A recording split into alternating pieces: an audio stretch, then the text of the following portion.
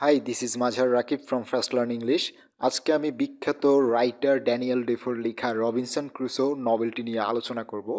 আর আজকের আলোচনায় এটির সেটিং, থিম এবং এটার যে ক্যারেক্টারগুলো আছে এটি নিয়ে আলোচনা করব। এটা হচ্ছে আজকে আহ, এই নোবেলটির প্রথম পার্ট, আর এটা সেকেন্ড যে পার্টটা থাকবে সেটাতে আমরা এটার সামারিটা অ্যানালাইসিস করবো, ফুল সামারি নিয়ে আলোচনা করব। সো তোমরা যারা এখনও আমার চ্যানেলটিতে নতুন, এখনও সাবস্ক্রাইব করনি, please subscribe to my channel and hit the bell icon.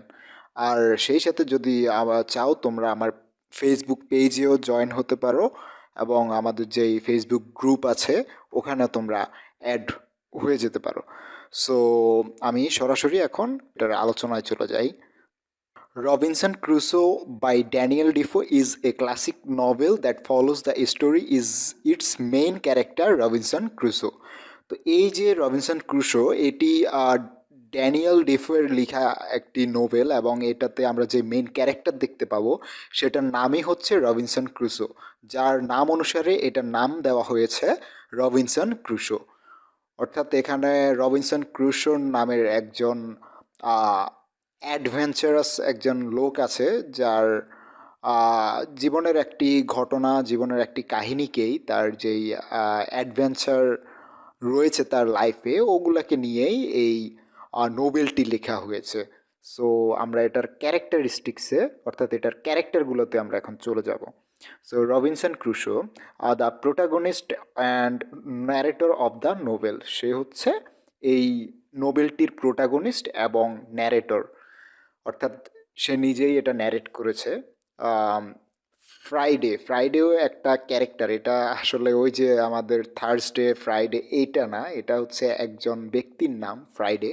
So এই ক্যারেক্টারটা আমরা এই নোবেলের মধ্যে দেখতে পাবো। যখন রবিনসন ক্রুজো একটি আইল্যান্ডে আটকা পড়ে, তখন সে যখন একা একা সার্ভাইভ করে, একটা সময় সে এই ফ্রাইডে ক্যারেক্টারটাকে পায়। এই ফ্রাইডে একটা পার্সন, তাকে সে তার বন্ধু হিসেবে বানায়।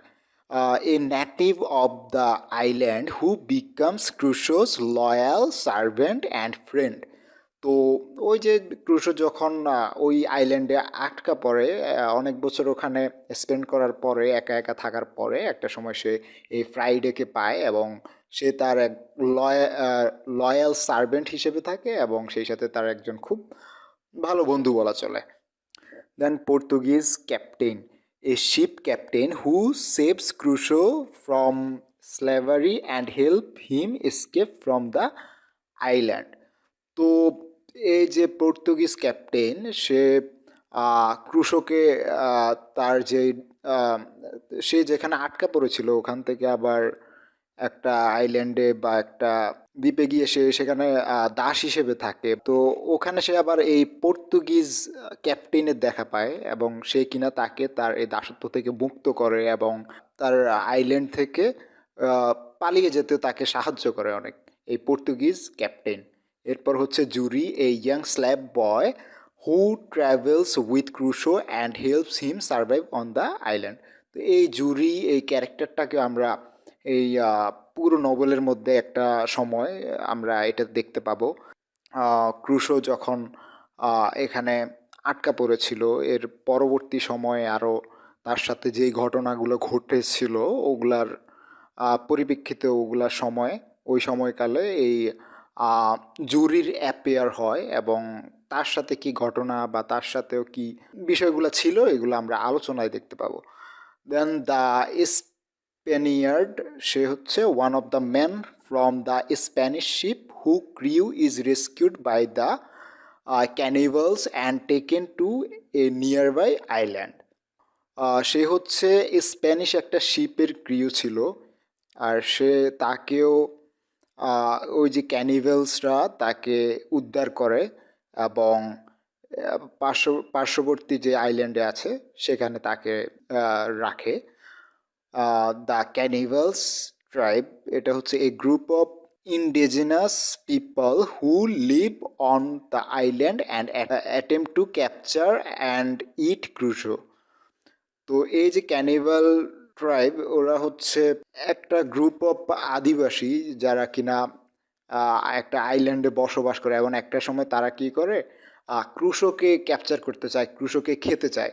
তো আমরা ওইটা ক্রুশো যখন একা একা ওই আইল্যান্ডটাতে সারভাইভ করতে থাকে, তো একটা সময় যখন সেই এই ক্যানিভ্যালদেরকে অর্থাৎ এই যে মানুষ খেকো মানব যারা এদেরকে দেখতে পায়, তো তখন যে তার উপর একটু আক্রমণাত্মক হয়ে ওঠে ওরা, বা তার সাথে যে এই ঘটনাগুলো ঘটে ওগুলো আমরা তখন দেখতে পারবো আসলে।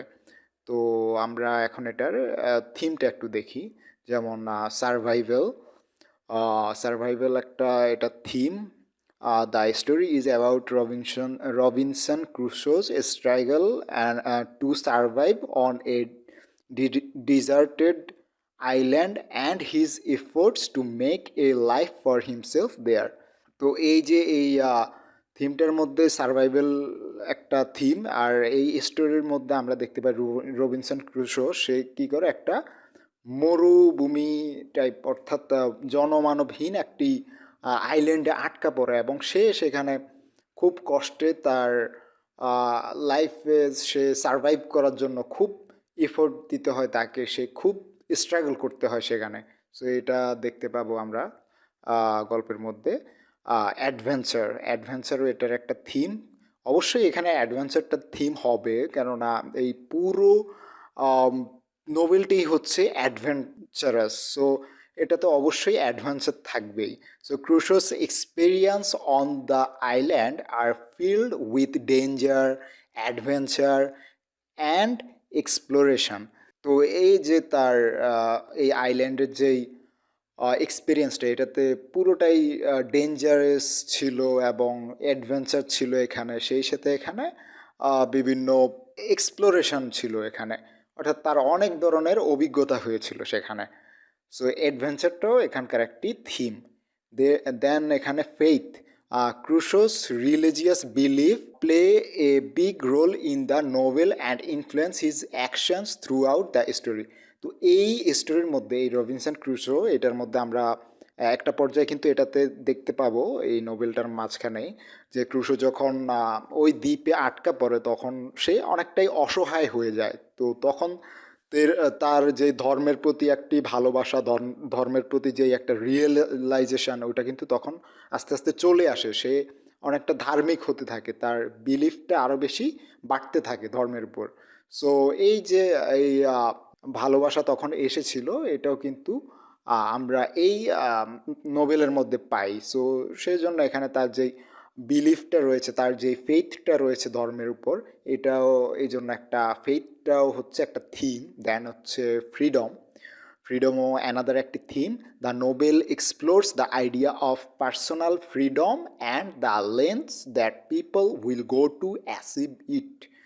সো এই নোবেলটা সেই সাথে আরও এক্সপ্লোর করে এমন কিছু আইডিয়া এক পার্সোনাল ফ্রিডমের, এবং সেই সাথে মানুষের কোনো কিছু অর্জন করার যে একটা প্রবণতা, যে একটা ইচ্ছা, এই সব বিষয় কিন্তু এখানে আমরা দেখতে পাই। যেমন রবিনসন ক্রুশো তার বাবা হয়তো চেয়েছিল তাকে অন্য কিছু বানানোর, কিন্তু তার প্রবল ইচ্ছা ছিল সে অ্যাডভেঞ্চার করবে, সে সাগরে ভ্রমণ করবে। তার যে একটা ফ্রিডম সে সব সময় ওন করতো, সব সময় যে ফ্রিডম চাইতো, এই বিষয়গুলো কিন্তু এখানে খুব সুন্দরভাবে কিন্তু ড্যানিয়েল ডিফো এখানে তুলে ধরেছেন। সো এই জন্য কিন্তু এখানে ফ্রিডমটাও কিন্তু খুবই ইম্পর্টেন্ট একটি থিম বলা যায় এখানে। দেন এটার যে সেটিংটা একটু দেখি।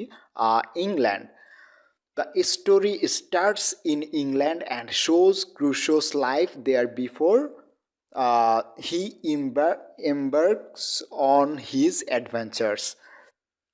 তো এই যে স্টোরিটা, এটা ইংল্যান্ডে স্টার্ট হয় এবং ক্রুশোর লাইফটাও সেখানে থেকে দেখায় যখন সে কিনা সমুদ্রে, বা যখন তার অ্যাডভেঞ্চারের যাত্রা শুরু করে। এর পূর্বের লাইফটা দেখায় ওই ইংল্যান্ডের মধ্যে আর কি। তো সেটিংটা ওই হিসেবে ইংল্যান্ডকে ধরা হয়েছে প্রথমে। ইংল্যান্ড থেকে এই নোবেলটার শুরু আর কি, মেইনলি এটার যেই প্লেস সেটিং।